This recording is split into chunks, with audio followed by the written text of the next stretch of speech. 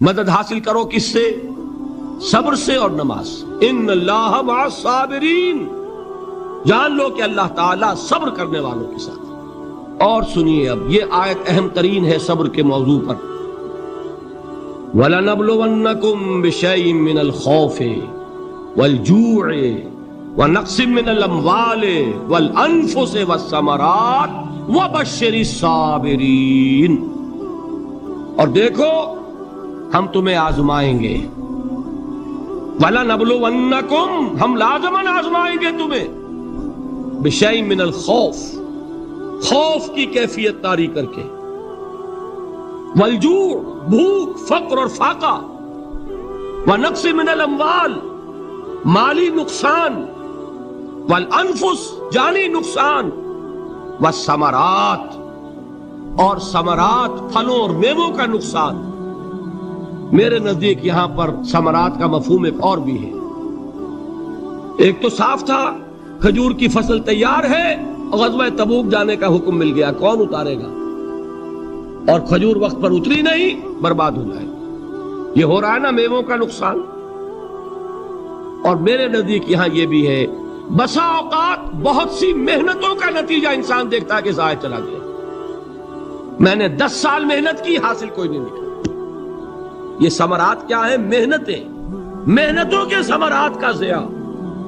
کوشش آپ نے کی، قسمت کی خوبی دیکھیے، ٹوٹی کہاں کمن، 2-4 ہاتھ جب کے لبے بام رہ گئے۔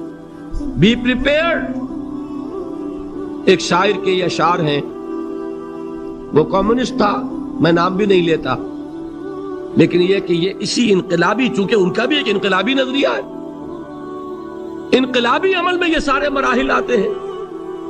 کوئی سیٹ بیک آیا، فرض کیجئے کوئی ناکامی ہو گئی، تو اپنے ساتھیوں کو دل بدھانے کے لیے یہ فصل امیدوں کی ہمدم اس بار بھی غارت جائے گی، سب محنت صبحوں شاموں کی اب کے بھی اکارت جائے گی۔ میرے نزدیک یہ ثمرات کا جو لفظ یہاں آیا ہے، وَنَقْصٍ مِّنَ الْأَمْوَالِ وَالْأَنفُسِ وَالثَّمَرَاتِ، سب محنت صبحوں شاموں کی اب کے بھی اکارت جائے گی۔ دھرتی کے کونوں کھدروں میں پھر اپنے لہو کی کھاد بھرو، پھر مٹی سینچو اشکوں سے، پھر اگلی رت کی فکر کرو، پھر اگلی رت کی فکر کرو، جب پھر ایک بار اجڑنا ہے۔ ایک فصل پکی تو بھر پایا، تب تک تو یہی کچھ کرنا ہے۔ ایک مقصد ہے سامنے، انقلاب برپا کرنا ہے۔ ایک کوشش ناکام ہو جائے کوئی پرواہ نہیں، نیکسٹ، پھر تیار رہو ناکامی کے لیے۔ ایسا نہ ہو جو انگریزی میں کہتے ہیں hope for the best but be prepared for the worst. ایسا نہ ہو کہ دوسری مرتبہ ناکام ہو کے بددل ہو جاؤ، تمہاری ہمتیں جواب دے جائیں، نہیں، پہلے سے تیار رہو کہ دوسری مرتبہ بھی ناکامی آئے تو آئے، لیکن جب تک کہ کامیابی حاصل نہیں ہوتی ہمیں یہ کام کیے تھے۔ صبر کا مادہ نہیں ہوگا تو آپ کام نہیں کر سکیں گے۔ اور اسی کا ایک دوسرا رخ ہے، جب آپ دعوت حق کے لیے کھڑے ہوں گے، پہلا قدم کیا آتا ہے؟ استہزاء، تمسخر، مذاق اڑانا، جس کی میں مثال اب دینا چاہتا ہوں محمد الرسول اللہ صلی اللہ علیہ وسلم کی شخصیت سے۔ دیکھیے ہم کیا اور ہماری بساط کیا، ہم کیا مبلغ ہوں گے، کیا داعی ہوں گے، ہمارے اپنے دامن پر داغ ہوتے ہیں، لیکن یہ کہ محمد الرسول اللہ کے دامن پر کوئی داغ تھا؟ ان کو تو سارے مکے والے الصادق الامین کہتے تھے، نہایت محبوب شخصیت تھے، ان کے لیے تو جا صادق، جا الامین، یہ الفاظ سننے میں آتے تھے، آنکھوں کا تارا۔ لیکن جب آپ نے دعوت اب شروع کی، اب قرآن مجید میں دیکھیے، کسی نے کہا مجنون ہو گئے، دماغ خراب ہو گیا، پاگل ہو گئے، اجی شاعر ہے، کچھ شعر توڑ لیتے ہیں، ہم پر دھوس جماتے ہیں۔ کسی نے کہا ساحر ہے، کچھ جادو سیکھ لیا ہے۔ یہاں تک کہ ایسے بدبخت بھی پیدا ہوئے، قرآن میں ہے ساحر کذاب، سحر کرنے والا جادوگر نہایت جھوٹا۔ یہ الفاظ کہے جا رہے ہیں کس کی شان میں؟ محمد الرسول اللہ صلی اللہ علیہ وسلم۔ قرآن میں نقل کیا گیا، یا ایھا الذی نزل علیہ الذکر انک لمجنون۔ کبھی آپ نے اس کا ترجمہ سوچا؟ اے وہ شخص دیکھیے تصور کیجئے حضور جا رہے ہیں، تشریف لے جا رہے ہیں، کسی دعوت میں ہے، تبلیغ میں، یا ویسے ہی تشریف لے جا رہے ہیں، اور کوئی ایک جمگھٹا ہے لوگوں کا، ادھر سے فقرہ آتا ہے، تیر کی طرح لگتا ہے دل میں جا کر محمد کے صلی اللہ علیہ وسلم۔ اے وہ شخص جس کا یہ خیال ہے کہ اس پر کوئی ذکر نازل ہو رہا ہے، ہمارے خیال میں تو تمہارا دماغ خراب ہو گیا۔ یا ایھا الذی نزل علیہ الذکر انک لمجنون، کہا کہ نہیں کہا؟ اور یہ نہ سمجھیے کہ حضور صلی اللہ علیہ وسلم کے قلب مبارک کو تکلیف نہیں ہوتی تھی۔ میں قرآن سے ثابت کروں گا، میں کہیں کوئی کہانیاں بیان نہیں کرنا چاہتا۔ قرآن نے کہا ہے وَلَقَدْ نَعْلَمُ أَنَّكَ يَضِيقُ صَدْرُكَ بِمَا يَقُولُونَ، اے نبی ہمیں خوب معلوم ہے صلی اللہ علیہ وسلم کہ جو کچھ یہ لوگ کہہ رہے ہیں اس سے آپ کا سینہ بھجتا ہے، یہ جو گھٹن ہوتی ہے، صدمہ ہوتا ہے۔ انکا یضیق صدرک بما یقولون، ہمیں خوب معلوم ہے کہ جو کچھ یہ باتیں آپ کو سننی پڑ رہی ہیں، یہ کڑوی کسیلی باتیں، یہ جو فقرے چست ہو رہے ہیں، استہزاء ہو رہا ہے، تمسخر ہو رہا ہے۔ سورہ حجر میں ہے، ایک جگہ کھڑے ہوئے لوگ قرآن کا مذاق اڑا رہے ہیں، بھائی فلاں آیت تم لے جانا، فلاں آیت میری ہوگی، اس کے ٹکڑے کر رہے ہیں، اس کے ٹکڑے حصے بکھرے کر کے قیمہ بنا کر ان آیات کا تمسخر اڑا رہے ہیں۔ ایک جگہ قرآن مجید میں مذکور ہے کہ فرشتوں کا مذاق اڑ رہا ہے۔ بھائی یہ دیکھو محمد نے کہا ہے صلی اللہ علیہ وسلم کہ جہنم پر تو کل 19 فرشتے ہیں، علیہا 19 قرآن میں آیت نازل ہوئی۔ ایک پہلوان کہتا بھائی 10 کو تو میں سنبھال لوں گا، باقی 9 کا تم انتظار کر لو۔ یہ باتیں آ رہی ہیں حضور کے کانوں، کلام الہی کے ساتھ کیا سلوک ہو رہا ہے، مجھ پر کیا فقرے چست کیے جا رہے ہیں، مجھ پر جس طریقے سے استہزاء اور تمسخر کا رویہ اختیار کیا گیا ہے، دل بھج رہا ہے، دل میں صدمہ ہے۔ دیکھیے سورہ نون ہے، اور میرے نزدیک یہ دوسری وحی ہے جو حضور پر نازل ہوئی ہے، اس کی ابتدائی آیات نون والقلم وما یسطرون ما انت بنعمت ربک بمجنون وان لک لاجرا غیر ممنون وانک لعلی خلق عظیم فستبصر ویبصرون بأیکم المفتون ان ربک هو یعلم بمن ضل عن سبیلہ وهو اعلم بالمہتدین۔ نون قسم ہے قلم کی اور جو کچھ یہ لکھتے ہیں۔ اے نبی آپ اپنے رب کی نعمت سے مجنون نہیں ہیں۔ یہ کیوں کہا جا رہا ہے؟ حضور کو جو صدمہ پہنچا ہے وہی نازل ہوئی ہے دل جوئی کے لیے، تسلی کے لیے۔ آپ کیوں برا منا رہے ہیں؟ اے نبی آپ کیوں صدمہ اور رنج اور اندوہ محسوس کر رہے ہیں؟ ان بدبختوں کے کہنے سے کوئی آپ مجنون ہو جائیں گے؟ مانتا بے نعمت ربک بمجنون وَإِنَّ لَكَ لَأَجْرًا غَيْرَ مَمْنُونَ، آپ کو جو یہ صبر کرنا پڑ رہا ہے، آپ کو جو یہ جھیلنا پڑ رہا ہے، اس کی وجہ سے آپ کو وہ اجر ملے گا جس کا سلسلہ کبھی منقطع نہیں ہوگا۔ وَإِنَّكَ لَعَلَىٰ خُلُقٍ عَظِيمٍ، اور اے نبی آپ تو خلق عظیم کے حامل ہیں۔ آپ کا اخلاق، آپ کا کردار، آپ کی سیرت، آپ کی شخصیت میں طہارت، نفاست، پاکیزگی، آج تک دنیا نے کوئی پاگل، کوئی مجنون ایسا بھی دیکھا؟ یہ ساری باتیں اللہ تعالیٰ حضور کی دلجوئی کے لیے فرما رہے ہیں۔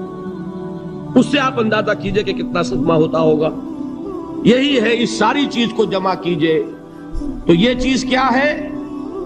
وَاصْبِرْ عَلَىٰ مَا يَقُولُونَ وَاهْجُرْهُمْ هَجْرًا جَمِيلًا، صبر کرو اے نبی، صبر کرو اے محمد صلی اللہ علیہ وسلم، جھیلو اور برداشت کرو اس پر جو یہ کہہ رہے ہیں۔ اچھی طرح نوٹ کیجئے یہ بات، ذرا سیرت ہی کا سمجھ لیجئے، آج ایک بیان ہو جائے گا۔ یوں سمجھیے جب حضور نے یہ کہا کہ مجھ پر وحی نازل ہوئی، فرشتے سے ملاقات ہوئی، تو اب وہ چہمے گوئیاں شروع ہو گئی، معلوم ہوتا دماغ خراب ہو گیا۔ دیکھیے ہم نہیں کہتے تھے یہ جا کے غار حرا میں بیٹھتے ہیں، کئی کے دن رہتے ہیں، بھوکے رہتے ہیں، وہ خشکی چڑھ گئی نا آخر۔ یہ جس طرح کی باتیں دنیا میں آج ہوتی ہیں اسی طریقہ کی باتیں ہوتی تھیں۔ عتبہ ابن ربیعہ ایک مرتبہ آتا ہے، کیونکہ قریش کے بڑے لوگوں میں سے تھا، تو قریب آ کر بڑی اپنائیت کے ساتھ، بڑی شفقت کے ساتھ، بڑے بزرگانہ انداز میں کہتا ہے بھتیجے، حضور سے، بھتیجے اگر واقعی کسی بدروح کا سایہ ہو گیا ہے تم پر، وہ آسیب آ گیا ہے تو مجھے بتا دو، میرے بہت سے عاملوں سے تعلقات ہیں، میں کسی کو بلا کر یہ تمہاری بدروح دور کر دوں گا۔ اب آپ سوچئے کیا بیتی ہوگی حضور کے دل پر۔ یہ وہ کیفیات ہیں، اور یہ نوٹ کر لیجئے 4 برس تک یہی شکل رہی ہے۔ مخالفت اسی نوع سے ہوئی ہے جس کو کہتے ہیں فزیکل پرسیکیوشن، جسمانی تشدد، وہ پہلے 4 سال نہیں ہوا۔ اس کی وجہ کیا ہے کہ در حقیقت جب بھی کبھی کوئی ایسی دعوت اٹھتی ہے، اب مجھے اجازت دیجئے میں ایک لفظ انقلاب یہاں استعمال کر لوں، انقلابی دعوت۔ کل میں نے کہا تھا نا، ایک ہوتی ہے خالص مذہبی تبلیغ، ایک ہوتی ہے انقلابی تبلیغ۔ مذہبی تبلیغ کی سب سے بڑی مثال عیسائیت کی تبلیغ، اور انقلابی تبلیغ کی سب سے بڑی مثال اشتراکی تبلیغ۔ میں باہر سے مثالیں دے رہا ہوں، اندر سے نہیں دینا چاہتا۔ آگے یہ کہ یہ قدر گفتیں، باقی فکر کن۔ آگے انسان اپنی عقل سے کام لے، سوچے، غور و فکر کرے۔ تو یہ انقلابی تبلیغ تھی محمد الرسول اللہ صلی اللہ علیہ وسلم۔ اور انقلابی تبلیغ کے اندر یہ بات جان لیجئے کہ پہلا رد عمل جو ہوتا ہے معاشرے کا، وہ یہ ہوتا ہے کہ کوئی ایسی بات گھبرانے کی نہیں ہے، ایک آدمی کا دماغ خراب ہو گیا ہے اور کچھ سر پھرے قسم کے چند نوجوان اس کے ساتھ ہیں، ایسی کیا بات ہے گھبرانے کی؟ مشت خاک ہے، بس ان کو چٹکیوں میں اڑاؤ۔ جو چٹکیوں میں اڑانا کہلاتا ہے نا، اسی کو قرآن مجید میں ایک اور جگہ کہا گیا ہے، یریدون لیطفئوا نور اللہ بافواہہم، یہ چاہتے ہیں کہ اللہ کے نور کو اپنے منہ سے بجھا دیں، پھونکے مار کے ہی بس۔ تو پہلا رد عمل جو ہوتا ہے ایک نظام کا، ایک کسی انقلابی دعوت کے خلاف، وہ رد عمل ہوتا ہے استہزاء، تمسخر، مذاق کرو، ان کو جس کو آپ انگریزی میں کہتے ہیں ڈی مورلائز کر دو، ان کی ہمتیں جو ہے وہ ٹوٹ جائیں، ان کو اس طریقے سے، اسی کا نام ہے آج کل کی اصطلاح میں کیریکٹر اسیسینیشن، ان کی شخصیتیں جو ہیں ان کو داغدار کر دو، ان کا اعتبار ختم کر دو، ان کا استہزاء کرو، تمسخر کرو۔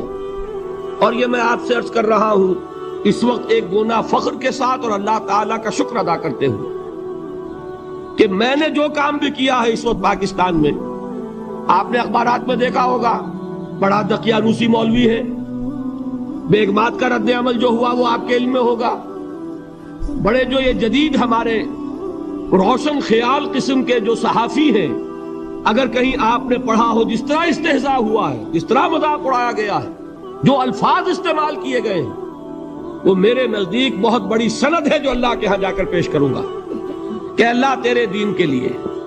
میں نے اپنے گھر سے کوئی بات نہیں کہی، میں نے جو بات کہی وہ جو شریعت محمدی کی بات ہے وہ کہی۔ اگر اپنی طرف سے کہیں ہو کوئی اضافہ کیا ہو تو اللہ تعالیٰ کی پھٹکار ہو مجھ پر اور لعنت ہو مجھ پر، لیکن اگر میں نے وہی کچھ کہا جو شریعت محمدی کا تقاضا ہے اور قرآن اور سنت کی بات ہے، تو پھر اگر مجھے کسی نے پاگل کہا اور کسی نے دقیانوسی کہا اور کسی نے اور فقرہ چست کیا، تو میں اس کے لیے، میں تو سمجھتا ہوں میرے لیے وہ سند ہے جو اللہ تعالیٰ کے ہاں میں جا کر پیش کروں۔ اور یہ جان لیجئے کہ وہی بات ہوتی ہے ہمیشہ، ہسٹری ریپیٹس اٹسیلف۔ وہ بات کریں گے جو حضور نے کی تھی، وہی رد عمل سامنے آئے گا جو اس وقت آیا۔ اس لیے کہ یہ تو جو انسانی مزاج ہے وہ نہیں بدلا، معاشرے کا انداز نہیں بدلا، وہ جو کام ہوگا اس کا رد عمل ابتدائی وہی ہوگا۔ اور اس میں در حقیقت امتحان ہوتا ہے صبر کا۔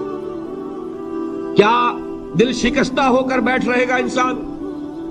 ہمت جواب دے جائے گی، کمر ٹوٹ جائے گی، قوت ارادی اور عزیمت جو ہے مزمحل ہو جائے گی، پھونکوں سے چراغ بجھ جائے گا۔ یہ جو میں نے آیت آپ کو سنائی تھی اس کا بڑی خوبصورت کے ساتھ ترجمہ کیا ہے مولانا ظفر علی خان نے کہ نور خدا ہے کفر کی حرکت پہ خندہ زن، پھونکوں سے یہ چراغ بجھایا نہ جائے گا۔ یریدون لیطفئوا نور اللہ بافواہہم واللہ متم نورہ ولو کرہ الکافرون، یہ چاہتے ہیں کہ اپنے منہ کی پھونکوں سے اللہ کے نور کو بجھا دیں، حالانکہ اللہ تعالیٰ تو اپنے نور کا اتمام فرما کر رہے گا، خواہ ان کافروں کو کتنا ہی ناگوار ہو۔ اس کی ترجمانی ہے نور خدا ہے کفر کی حرکت پہ خنددن، پھونکوں سے یہ چراغ بجھایا نہ جائے گا۔ بہرحال اس مرحلے پر میں نے آپ کو 2 صبر بتائے۔ صبر کس چیز سے؟ اپنا کیریئر دنیاوی جو بھی آپ حاصل کر سکتے تھے۔ ذہین آدمی ذہانت لگائے گا تو دین کی دعوت دے گا ایٹ دی انٹلیکچوئل لیول، اور یہ بات جان لیجئے کہ یہ چیز دنیا میں کسی کمائی کا ذریعہ نہیں بن سکتی، اسے قربانی دینی پڑے گی کیریئر کی، اپنے مفادات کی، تب کام کر سکے گا۔ عام آدمی وقت لگائے گا، صلاحیتیں صرف کرے گا، اپنی وہی اس وقت سے اور توانائی سے پیسہ بنا سکتا تھا۔ آج کل تو آپ کو معلوم ہے کہ بڑی سادی ہو گئی ہے یہ حساب کتاب کی بات، بہت سادہ۔ ایک انسکلڈ لیبرر کا 1 گھنٹہ برابر ہے اتنے روپے کے، ایک سکلڈ لیبرر کا 1 گھنٹہ برابر ہے اتنے روپے کے۔ آپ تو ہر چیز کاؤنٹ کر سکتے ہیں، میئر کر سکتے ہیں۔ جو شخص 1 گھنٹہ لگا رہا ہے اس نے کچھ پیسہ خرچ کیا ہے، اسی وقت کو لگا کر وہ پیسہ بنا تھا، اسی ذہانت اور صلاحیت سے وہ کمائی کرتا۔ ادھر لگایا تو وہ جو کمی ہو رہی ہے اس کو برداشت کرنا، اس کو جھیلنا اور خوش دلی سے برداشت کرنا، یہ سمجھنا کہ در حقیقت یہ سب کچھ کیا ہے کہ اللہ تعالیٰ کے ہاں اس کا اجر و ثواب ملے گا۔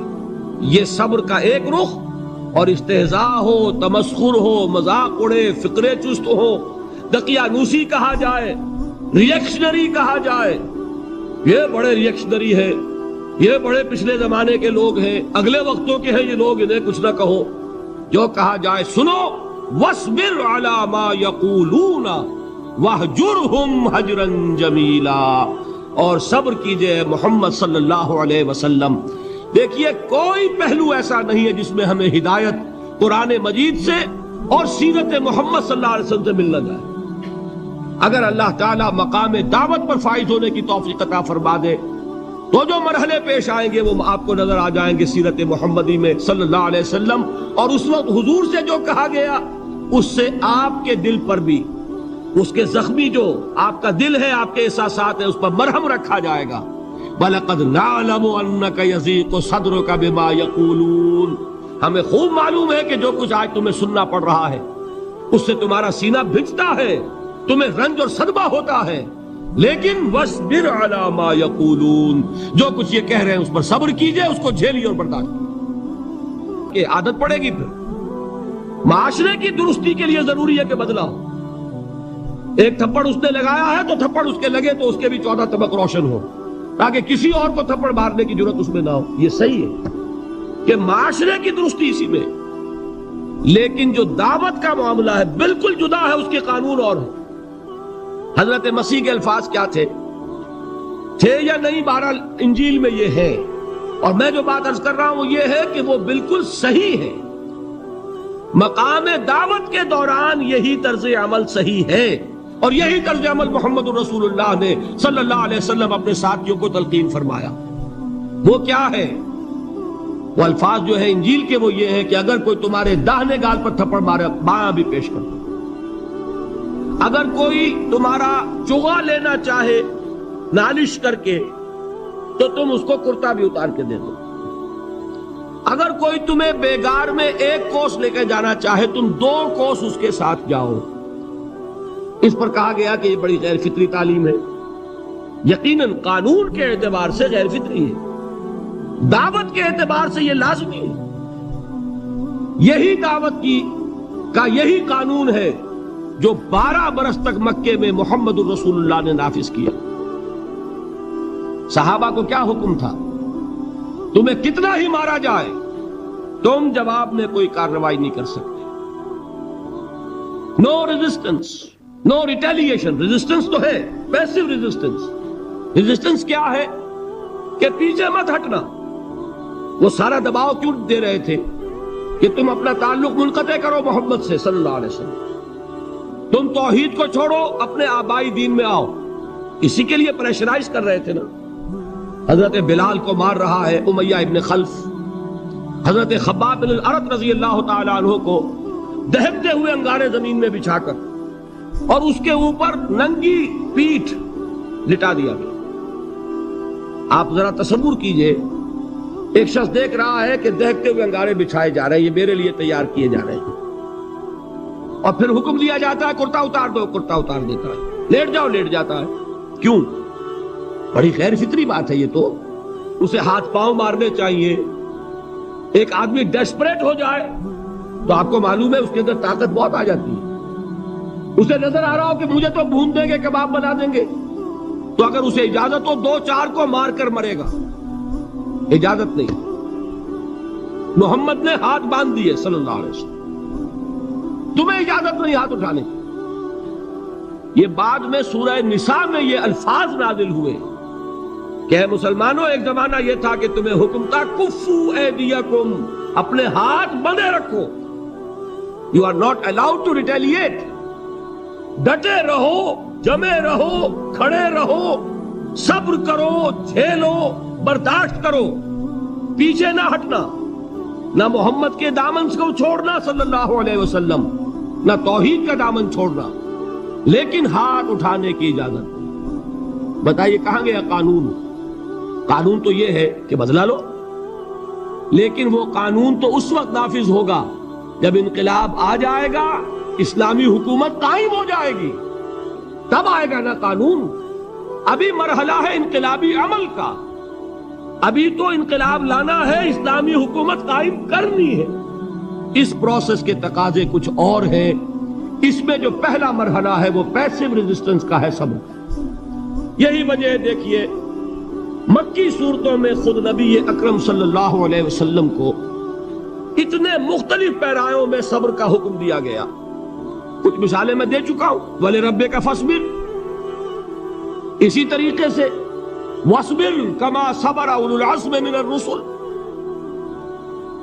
اے نبی صبر کیجئے جیسے کہ صبر کیا ہمارے اولو العزم رسولوں نے۔ وَاصْبِرْ وَمَا صَبْرُكَ إِلَّا بِاللَّهِ، اے نبی صبر کیجئے، اور آپ کا صبر تو اللہ ہی کے سہارے ہے۔ وَاصْبِرْ لِحُكْمِ رَبِّكَ، یہ سورہ نون جس کی ابتدائی آیات میں نے آپ کو سنائی، نون والقلم وما يسطرون ما انت بنعمت ربك بمجنون، اس کا اختتام کیا ہوتا ہے؟ وَاصْبِرْ لِحُكْمِ رَبِّكَ وَلَا تَكُنْ كَصَاحِبِ الْحُوتِ إِذْ نَادَىٰ وَهُوَ مَكْظُومٌ، اے نبی صبر کیجئے اپنے رب کے فیصلے کا، انتظار کیجئے، اور اس مچھلی والے کے مانند نہ ہو جائیے۔ مچھلی والا کون؟ حضرت یونس علیہ السلام۔ مچھلی والے نے اپنے دینی حمیت اور غیرت جو تھی اس کی وجہ سے اللہ کے حکم کا انتظار نہیں کیا، اپنی قوم کو چھوڑ کر چل دی۔ نبی کا، رسول کا یہ معاملہ ہوتا ہے، جیسے کہ آپ کو معلوم ہے کوئی افسر ہے کسی حکومت کا، وہ اپنی پلیس آف ڈیوٹی کو نہیں چھوڑ سکتا، he must stick to his place of duty۔ بڑے افسرز کے لیے تو یہ بہت بہت اہم بات ہے۔ تو اے رسول، جہاں آپ کو ہم نے تعینات کیا ہے آپ وہاں سے ہل نہیں سکتے، کہ ذرا مخالفت ہوئی، لوگوں نے فکرے تست کیے اور آپ کہیں اور چل دیے، دفعہ ہوئیے، یہ بات نہیں سننا چاہتے، میں کسی اور کو سناؤں گا، ہو سکتا ہے نا؟ ہم تو کرتے ہیں نا یہ، اس لیے کہ ہمیں تو اللہ نے کہیں تعینات تو نہیں کیا نا۔ اگر ایک جگہ کے لوگ بات نہیں سنتے، چلو بھائی ہم کہیں اور جائیں گے، وہاں بات سنائیں گے۔ لیکن رسول کا معاملہ ہوتا ہے جو اس کی پلیس آف اپوائنٹمنٹ ہے، he cannot leave his place without the express permission of Allah سبحانہ و تعالی۔ آپ نے یہ سنا ہوگا، سیرت کی تقاریر میں پڑھا ہوگا کہ مدینے کی طرف ہجرت کی اجازت حضور نے تمام صحابہ کو دے دی، خود منتظر رہے جب تک کہ اللہ کی طرف سے اجازت نہیں آ گئی۔ حضرت ابوبکر پوچھتے رہتے تھے حضور اجازت آ گئی کہ نہیں؟ نہیں ابھی نہیں آئی۔ حضور اذن آ گیا؟ نہیں آیا، ابھی نہیں آیا۔ حبشہ کی طرف سب کو بھیج دیا، اجازت دے دی جو جانا چاہے چلا جائے۔ حضور کی صاحبزادی جو حضرت عثمان کے نکاح میں تھی وہ بھی ہجرت کر رہی، لیکن حضور تو نہیں گئے۔ رسول نہیں چھوڑ سکتا اپنی جگہ کو، یہاں تک کہ تمام تقریباً صحابہ چلے گئے، حضور رہ گئے، حضرت ابوبکر رہ گئے، حضرت علی رہ گئے، اور حضرت ابوبکر پوچھ رہے ہیں بار بار اجازت آئی یا نہیں؟ نہیں ابھی نہیں آئی۔ حضرت عائشہ نے واقعہ بیان کیا کہ ایک روز اچانک دوپہر کے وقت ہم نے دیکھا کہ حضور نے اپنے پورے جسم کو ڈھانپا ہوا ہے، چہرے کو بھی کپڑے میں ڈھانکا ہوا ہے اور تشریف لا رہے ہیں۔ یہ اس میں تعجب کی بات یہ کہ عرب میں آج بھی آپ کو معلوم ہے کہ یہ چیز جو ہے ان کی روایات کے خلاف ہے کہ دوپہر کے وقت کوئی کسی سے ملنے جائے. یہ وقت جو ہے قیلولے کا ہے، آرام کا ہے. آج کل وہ عصر اور ظہر کے مابین کا وقفہ، تو این ٹھیک دوپہر کے وقت تشریف لائے حضور. آپ نے آ کے حضرت ابو بکر سے فرمایا کہ اجازت آ گئی ہے. اس میں ایک قصہ تھوڑا سا اور بتا دوں، بہت دلچسپ ہے اور بہت ہمارے لیے سبق آموز ہے. حضرت ابو بکر نے بہت خوش ہو کر ایک بات کہی، حضور میں نے 2 اونٹنیاں تیار کی ہوئی ہیں. یعنی اب آپ وہ تو سوچتے تھے نا شاباش ملے گی کہ میں نے تیاری کی ہوئی ہے، میں نے 2 اونٹنیوں کو خوب کھلا پلا کے فربا کیا ہوا ہے، بڑی توانا ہے تاکہ ہم تیزی کے ساتھ سفر کر سکیں. حضور نے توقف کیا، فرمایا ہاں ٹھیک ہے، 1 اونٹنی میں استعمال کروں گا لیکن میں اس کی قیمت ادا کروں گا. حضرت ابو بکر کی آنکھوں میں آنسو آئے، روتے ہوئے کہا حضور مجھ سے یہ مغایرت، کیا یہ جان اور مال کسی اور کے لیے ہے؟ آپ مجھ سے بھی کہہ رہے ہیں میری اونٹنی جو ہے وہ بھی بلا معاوضہ آپ قبول نہیں فرما رہے. یہ ہے محمد الرسول اللہ کی غیرت اور حمیت کا. ہمارا معاملہ جو ہے دین کی دعوت و تبلیغ کے اعتبار سے بالکل کچھ مختلف بنا ہوا ہے. اسی لیے وہ عزت نہیں، وہ وقار نہیں. یہاں یہ حال ہے کہ حضور کے خسر ہیں، جان نثار ہیں، یار غار ہیں، سب کچھ ہیں، لیکن وہاں بھی یہ معاملہ ہے کہ ٹھیک ہے اونٹنی کی میں قیمت ادا کروں. بہرحال میں جو عرض کر رہا تھا وہ یہ ہے کہ چونکہ رسول کو اجازت نہیں تو فرمایا گیا وَاصْبِرْ لِحُکْمِ رَبِّكَ وَلَا تَكُنْ كَصَاحِبِ الْحُوتِ. دیکھنا وہ جو یونس علیہ السلام جو انہوں نے کیا تھا اجازت آئے بغیر، وہ اپنی قوم کو چھوڑ کر کسی اور وجہ سے نہیں گئے تھے دین کی حمیت اور غیرت کی وجہ سے. یہ بدبخت بات سننے کو تیار نہیں ہے تو دفع ہو، میں کہیں اور جا کر اللہ کی بات کہیں سناؤں گا، لیکن اجازت کے بغیر نہیں جا سکتے. یہی وجہ ہے کہ پکڑ ہوئی، گرفت ہوئی اور مچھلی کے پیٹ میں رہے. وہاں وہ لا الہ الا انت سبحانک انی کنت من الظالمین، اور وہاں سے پھر اللہ تعالیٰ نے نجات دی، مچھلی نے انہیں اگل دیا ساحل کے اوپر. یہ ایک لمبی بات ہے. تو یہاں حضور سے کیا کہا گیا؟ صبر کی. اب دیکھیے ایک بات عجیب ہے، یہ ربط اپنے ذہن میں رکھیے. اللہ تو صبر کی تلقین کر رہا ہے اپنے رسول کو، اور رسول یہی تلقین کر رہے ہیں اپنے صحابہ کو. صبر کرو، جھیلو، برداشت کرو، ہاتھ مت اٹھانا، کوئی جوابی کارروائی نہیں ہوگی، بلکہ اپنے اوپر جھیلو جو کچھ جھیلنا ہے، ڈٹے رہو، پیچھے مت ہٹنا، یہ صبر ہے. لیکن ہاتھ اٹھانے کی اجازت نہیں. چنانچہ اب ذرا چشم تصور سے دیکھیے، ابو جہل اس نے جو بدترین روش اختیار کی، وہ ایک خاندان تھا حضرت یاسر، ان کی اہلیہ حضرت سمیہ، اور ان کے فرزند حضرت عمار رضی اللہ تعالی عنہم. یہ غلام نہیں تھے. حضرت سمیہ تو کنیز تھیں، لیکن یاسر غلام نہیں تھے. ان کی کہانی یہ ہے، واقعہ یہ ہے کہ یہ بہت نیک آدمی تھے. یاسر یمن کے باشندے. انہیں کو خواب میں بشارت ہوئی کہ نبی کا ظہور ہونے والا ہے مکے میں، جاؤ شاید ان کے قدموں تک پہنچ جاؤ. جیسے حضرت سلمان فارسی کی بات میں نے آپ کو بتائی، وہ تو خواب کی بشارت نہیں تھی، وہ ان کے غور و فکر کا معاملہ تھا. انہوں نے وہ جو آگ کی پوجا پاٹ ہے اس کو چھوڑا اور سفر کیا، اور پھر انہیں خبر دی ایک راہب نے کہ کھجوروں کی سرزمین میں آخری نبی کا ظہور ہونے والا ہے، جاؤ شاید قسمت یابی کرے. انہیں خواب آیا تھا. یہ یمن سے ترک وطن کر کے مکے آ گئے. ابو جہل کا ایک چچا تھا، بہت شریف النفس انسان، اس کے ساتھ معاہدہ کیا حلیف بن کر، اور وہ مکے میں رہنے لگے. اس لیے کہ یہ نوٹ کر لیجئے، مکہ اس وقت ایک قبیلے کا شہر تھا، صرف قریش.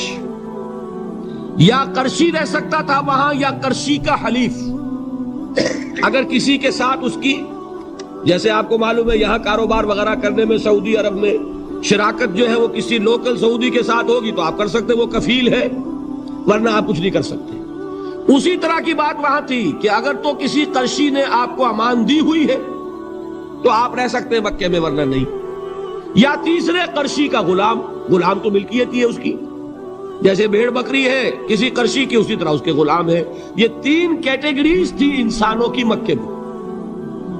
اسی کو نوٹ کیجئے کہ جو بیچارے غلام تھے وہ سب سے زیادہ ستائے گئے، اس لیے کہ غلاموں کے تو حقوق ہی کوئی نہیں تھے. ان کو تو اگر کوئی شخص اپنے غلام کو ذبح کر دیتا تھا تو بھی کوئی پوچھنے والا نہیں. بالکل ایسے ہی ہے نا، آپ کی بکری آپ نے ذبح کی، گوشت کھا لیا، کوئی آپ سے کوئی پوچھ سکتا؟ جب ملکیت ہے آپ کی بکری آپ کی تھی، آپ نے ذبح کر دی. غلام آپ کی ملکیت تھا، آپ نے ختم کر دیا. کوئی اس میں جرم نہیں، کوئی باس پرس نہیں. یہ تھا حال غلاموں کا. بلال غلام تھے، ابو فقی غلام تھے، زنیرہ ایک کنیز تھی. ان کو جو ماریں پڑی ہیں اس کا آپ کو معلوم ہے. حضرت بلال کے ساتھ جو کچھ امیہ ابن خلف نے کیا، کہ جس طریقے سے کہ حیوانوں کی لاشیں جو ہے کھینچ کر گھسیٹ کر لے جائی جاتی ہیں، ان کی گردن میں رسی ڈال کر گھسیٹتے، اسی طریقے سے حضرت بلال کے گردن میں رسی ڈال کر ٹھیک دوپہر کے وقت مکے کی سنگلاخ گلیوں کے اندر گھسیٹا جاتا تھا. نیچے زمین جل رہی ہے توے کی طرح، اور ویسا بھی ہوتا تھا کہ چت لٹا دیا، اوپر سے وہ آگ مکے کا کہ سورج جو ہے ذرا نوٹ کیجئے، آگ برسا رہا، نیچے زمین توے کی طرح جل رہی، اور ایک بھاری سل بھی لا کر جو ہے سر پر رکھ دی، چھاتی پر رکھ دی گئی ہے کہ آواز نہیں نکل رہی، جھاگ نکل رہے منہ سے. لیکن اس حال میں بھی احد احد احد، ایک ایک اللہ، قل هو اللہ احد، الفاظ نکل رہے. یہ ہے وہ صبر، یہ ہے وہ صبر. صبر علی الابتلاء، صبر علی الایذاء. یہ ابتلاء اور ایذاء پر صبر ہے. جھیلو، برداشت کرو، اس توحید پر قائم رہو، محمد کی رسالت کے اقرار کرتے رہو صلی اللہ علیہ وسلم، لیکن ہاتھ نہیں اٹھانا. اب میں آپ کو بتا رہا تھا یہ تو غلام تھے، یہ جو تھے یاسر یہ حلیف تھے، غلام تو نہیں تھے نا. البتہ وہ ابو جہل کے چچا کی کنیز تھی یہ سمیہ، انہوں نے اجازت لے کر ان سے نکاح کر لیا. یہ تو کنیز رہیں گی. بیٹا جو ہوا وہ بھی ایک طرح سے جب کنیز زیادہ ہے تو غلام ہو گیا، عمار ابن یاسر. وہ جو شخص تھا بہت شریف النفس ابو جہل کا چچا، وہ مر گیا. اب ابو جہل جو ہے اس خاندان کا سربراہ ہے، لہذا یہ تینوں جو افراد ہیں وہ اس کے رحم و کرم پر ہیں. یاسر کو بھی پروٹیکشن اگر ہے تو ابو جہل کی ہے، ابو جہل جو چاہے کرے، اور سمیہ تو کنیز ہے ہی، اس کا تو کوئی حق ہے ہی نہیں، جو چاہے کرے. اور عمار ان دونوں کا بیٹا ہے، لہذا بدترین معاملہ کیا ابو جہل نے ان 3 افراد کے ساتھ. حضرت سمیہ کے ساتھ جو کچھ کیا گیا ہے آپ اس کا تصور نہیں کر سکتے. بالآخر جو شہید کیا ہے حضرت سمیہ کو، ایذائیں دے دے کے، سسکا سسکا کے، ان کے جسم کے نازک حصوں کو جلا کے، داغ دے کر. کہتا کیا تھا؟ ایک دفعہ کہہ دو کہ میرا جو یہ بت ہے یہ بھی الہ ہے، مان لو، میں چھوڑ دوں گا. تنگ آ گیا، کسی طریقے سے ایک دفعہ کہہ دو پھر میں چھوڑ دوں گا. لیکن یہ میاں بیوی حضرت یاسر اور حضرت سمیہ رضی اللہ تعالی عنہما، یہ ہے ثبات، یہ ہے صبر، یہ ہے استقلال. ایک مرتبہ بھی کہنے کے لیے تیار نہیں، جو چاہو کر لو، اب ہم تو اس سے پیچھے نہیں ہٹے. تنگ آ کر اس نے حضرت سمیہ کی تو شرمگاہ میں برچھا مارا اور شہید کیا. حضرت یاسر کے بارے میں ایک روایت یہ ہے، ستا ستا کے، تنگ کر کر کے، آخر کار جو ختم کیا، انہیں شہید کیا کس طرح؟ 4 سانڈ اونٹ جوان، ان سے رسے باندھے، ایک رسے سے ایک بازو باندھا، دوسرے سے دوسرا بازو باندھا، تیسرے سے ایک ٹانگ باندھی، چوتھے سے دوسری ٹانگ باندھی، اور چاروں کو دوڑایا ہے کہ جسم کے پرخچے ہوتے.